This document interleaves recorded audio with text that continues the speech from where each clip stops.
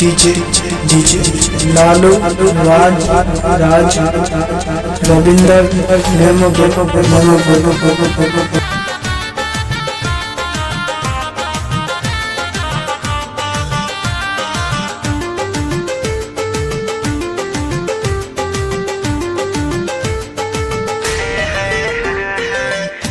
कही सखी रात गजबे घटना घटल सुतल में सैया के छतिया से सटल ए सखी हाँ का कही सखी रात गजबे घटना घटल सुतल में सैया के छतिया से सटल हय सर भइल पूरा इंजन झनझना गहुए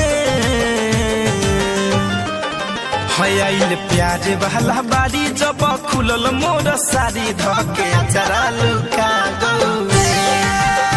आइल प्यारे वाला बारी जब खुलल मोर सारी धके चरा लुका गौए ए सखी खा बताई अपना दिल के दर्द ना कबो ना धके सुतता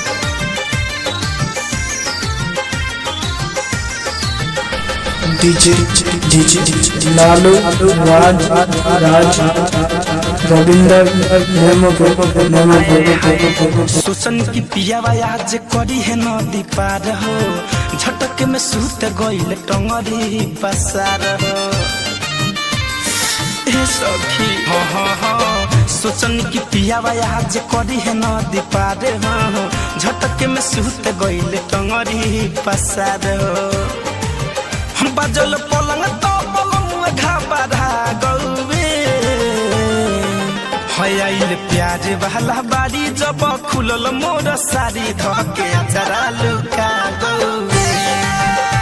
आइल प्यारे वाला बारी जब खुलल मोर सारी धके चरा लुका गौए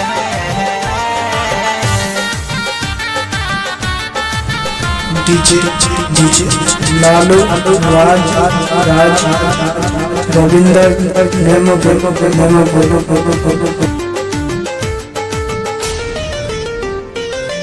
सहू से बदहन होता अपने से सुन हो धरे कंधन जना मनोले हो निमुन हो कितना बताइए सखी राज गाजीपुरी ना बुझेले फील हो जीतू दिनेश जी से टूट गइले दिल हो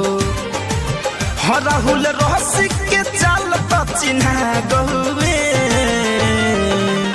आइल प्यारे वाला बारी जब खुलल मोर सारी धके चरा लुका गहुए आइल प्यारे वाला बारी जब खुलल लालू राज राज रविंदर नेमो